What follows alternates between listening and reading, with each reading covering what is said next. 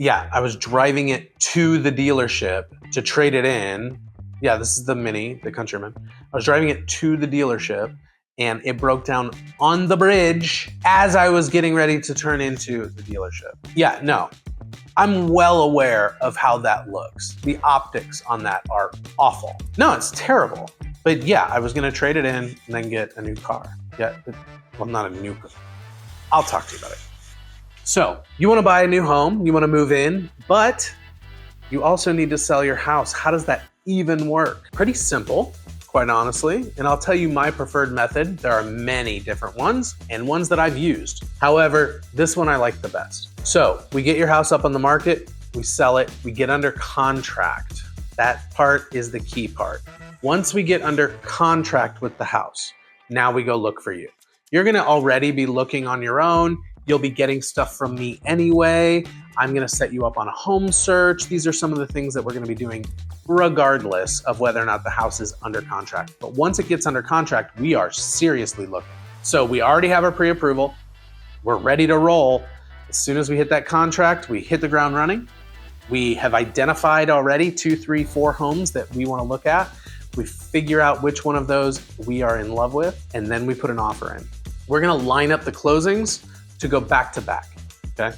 So we're gonna set our contract for our sale house, your home that you're living in now, and we're going to add maybe a 2-week lease back for you, the seller, okay? What that does is that gives you enough time to move, okay? There is another option, and I'm gonna tell you that in a second. That'll give you enough time to move in that 2 weeks after you close on the house. Now you can shorten that as much as you want. A lot of buyers will be okay with that. That will be just part of the negotiation.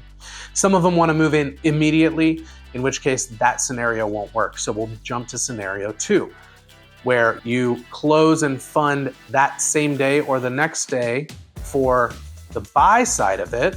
You stay in a hotel that night, and then you move in that afternoon. So 2 ways of doing it.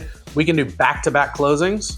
So we just move straight from your sale to your purchase, or we do sale on one day, purchase on a next, okay? The other way of doing this, there's many, many ways. Like I said, you can sell the house outright, go live with some family members, or rent a place for a month until you figure out exactly what you want. But my goal is to make sure that we're hitting your timeline and the timeline that makes the most sense for you financially. So we'll break it down, we'll add in the cost and everything like that for the hotel. We'll make sure that you're taken care of. The key here is getting the house on the market. No one is going to accept an offer. I say no one, that's strong. A lot of people are not gonna accept an offer with a contingency on a sale of a home that isn't on the market. That is key. If you don't even have your home on the market, much less under contract, there is not a seller in the world who should take that deal.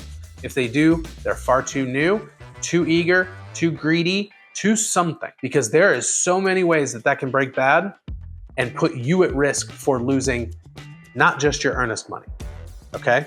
So if you don't want to be homeless and you don't want to lose a lot of money, give me a call. You know the number. Check out countrymancan.com. Go to my website, check out the link tree. Don't forget to like this video. I'm there for you. Countryman Homes is going to make sure that you're protected. And timelines, ooh, timelines, I love them. As long as we hit our marks, everything is golden. All right, I'm going to talk to you guys later. Give me a call. Tell your friends and family to call me as well. There's the number. You guys know. All right. Yeah. No, they towed it in. It was stupid. I still got a good deal.